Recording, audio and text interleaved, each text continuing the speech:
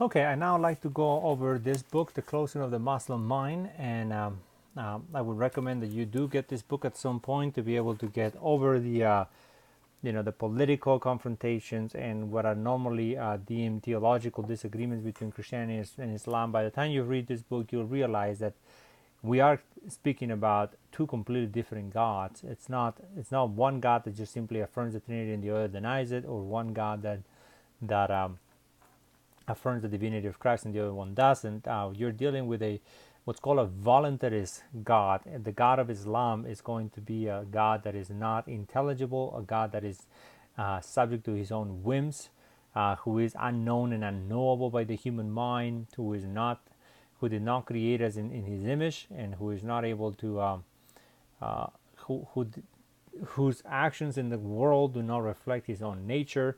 There is so much to it, and I think it is very much worth it. If you look at this, is my kind of underlining that I did throughout this entire book. All of these are my tabs on the side because there are so many quotes, so many good insights to be gotten, and the author is kind enough to lead you all the way to the present to help you understand the crisis of Islam and why the Muslims find themselves in such a precarious situation in the 21st century.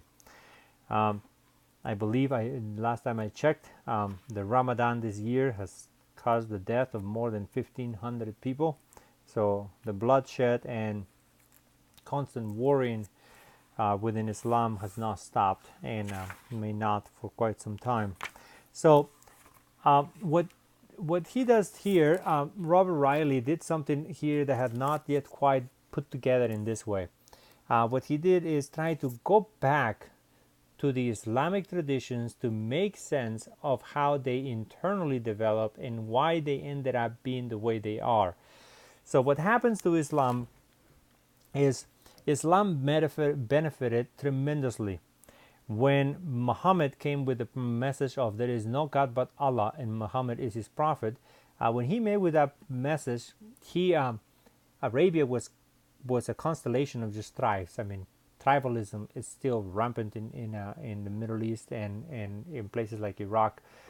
In fact, when the Americans retook power in 2007, 2008 with the surge, which was the United States using heavy-duty military equipment to be able to beat back the Taliban, and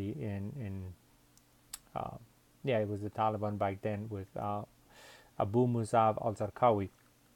When they did that, they had to have close alliances with the tribal leaders because that's where the loyalty primarily lies.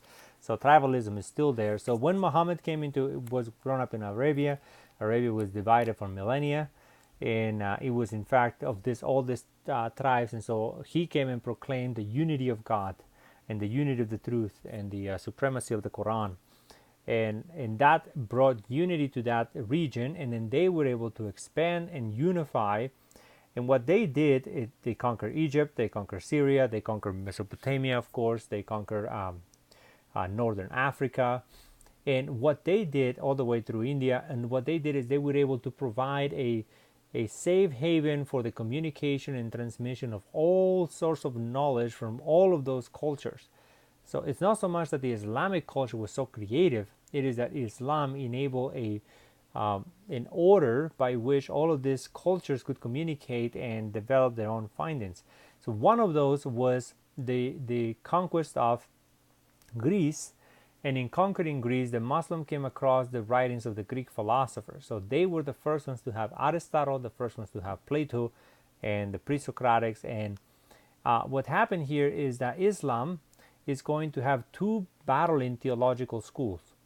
One of them is called the Mutasilite school, which was led by Averroes. That's the Latinized name of Averroes. And then the other school is the Asherite school, which is led by Al-Ghazali, as I mentioned in this book. Now, I want you to note one thing. Today, the Mutasilite school of theology in Islam is less than 1%. They have been completely wiped out, and I'll get to that. The Islam that we know today is the Asherite view of Islam. Okay, and these are very contrasting views that you have of Islam. So The Mutasilites, who were using Greek philosophy and logic to raise questions, from about 800 to about the year 1000, were the dominant school of thought in Islam. But then they began to ask questions of Islam that Islam itself was not able to answer meaningfully. And so what happened here is that you had the rise of the Asharite theology. The Asharite theology, who found fault on what the Mutasilites were doing under Averroes, and went for the exertion of power and the complete annihilation of the Mutasilites. So they outlaw philosophy, they outlaw critical thinking, they outlaw questioning. You had to believe by submission. And so that was a very radical turn that occurred in the history of Islam, but Islam has never recovered from that. The Islamic theology, Islamic thought, Islamic traditions have pretty much been frozen ever since the year 1200. And now you have people like the Taliban and ISIS and so on that want to go back to implementing some of those conflicts in the past. So what happened here is the Mutasilites began to raise questions, and questions that had to do with things like the interpretation of the Quran was one big question. The other one was, is the Quran eternal, or was the Quran created, just like the Torah or the New Testament? Can God be known? Is the nature of God known and knowable? Or is God beyond human comprehension? And so, as time goes on, these questions can begin to pile up. In other questions such as, does the creation reveal the nature of God?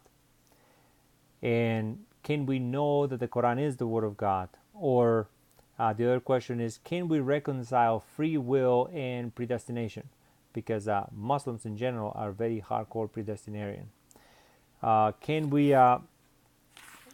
we make sense of the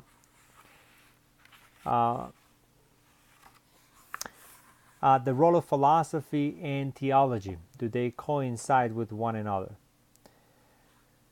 So I will have a few quotes for you from this book, so as to give you a sense of what is happening here.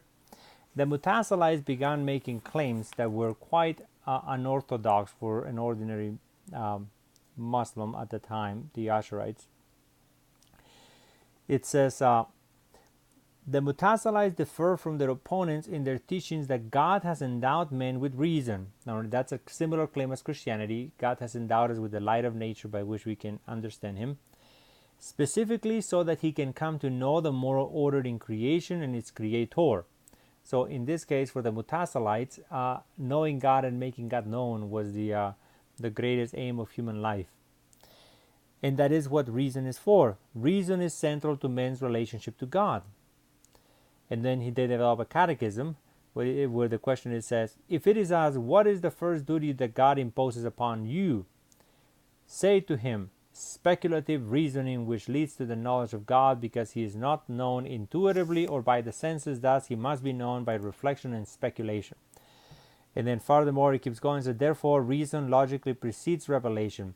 So what they did here is they claimed that the human mind, or reason, can test the validity and the truth of the Quran itself.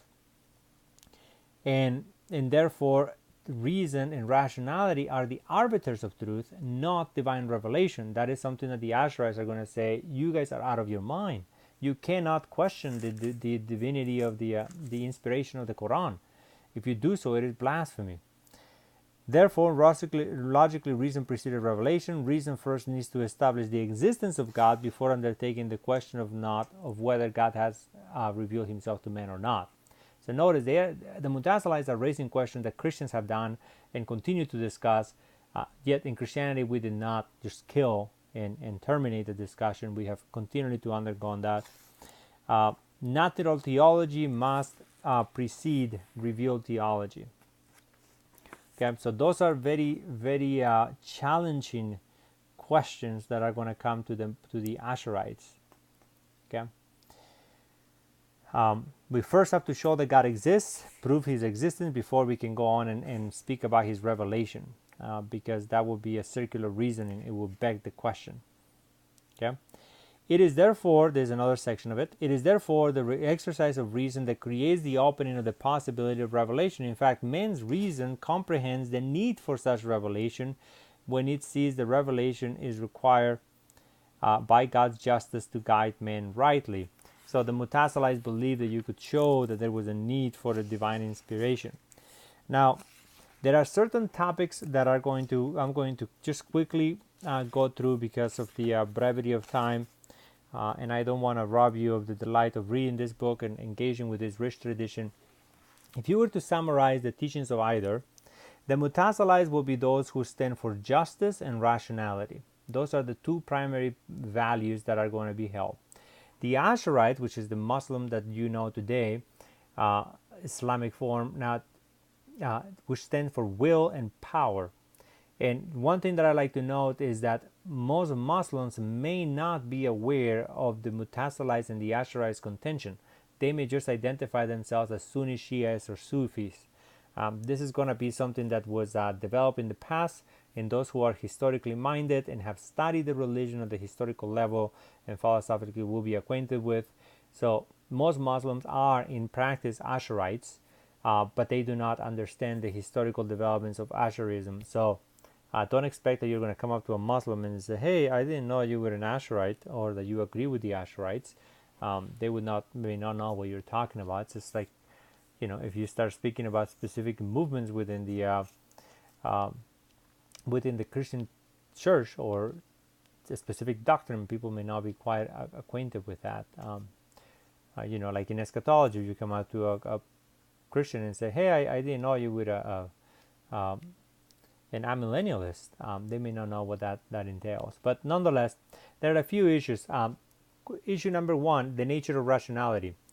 The Mutasalites are going to say that rationality is the light of God in men, and that is that by which we can understand revelation and so on. The Ashari is going to say that rationality doesn't amount to anything. It will not be able to know God. It cannot know the creation. It is simply nothing to do with the divine nature. There's no connection there. So forget about it. It's not a significant component of who we are. Well, what about the knowability of the world? Well, the Mutasalites is going to say that the acts of God reveal who he is, and the world, just like in Psalm 19 and others, the world reveals his handiwork, and that we need to study that because it is a moral obligation to come to know God through his works. The Ashari will say the creation tells us nothing of who the Creator is. Okay? He can act in whatever way he wishes, and we cannot infer a cause from an effect, and we cannot infer the character of God through his created work. Toss that aside. And that's one of the reasons why Islam as such is so not in tune with scientific development. They are not inclined that way. And in fact, and that's going to come into the third point and so on, to claim that there are natural laws by which the universe works, like in physics or chemistry and other places, is to say that God is not all-powerful. And so what a Muslim wants to say, the Asharites, is that God. It's not gravity that causes things to fall and things of that kind. It is God that does everything. It is not my sound waves that come out of my mouth which ring into your ears and then you can have audio. It is God who is the cause of all things. Point number 3, predestination and free will. The Mutasalites struggle mightily. They really try to make sense of this. How can it be both the case that I am free and at the same time I am caused? If I am caused, then I may not have freedom. So that's a dispute that Christians have also undergone. And they were unable to settle that. The Asharites said it is all predestinated, period. Freedom is an illusion. All that comes to pass is by the will of God. And so I have only a few seconds. The nature of the Quran. The Quran, according to the Mutasalites, is just a book that was developed in history and that we can test its validity and interpretation. The Asharite tradition believes that the Quran is eternal, co-eternal with God. Okay? I'm going to stop here, but there are several other points and that I would like to invite you. Very much worthwhile your time. Go ahead and pick it up and may be able to engage in the spiritual world more substantially. Bye.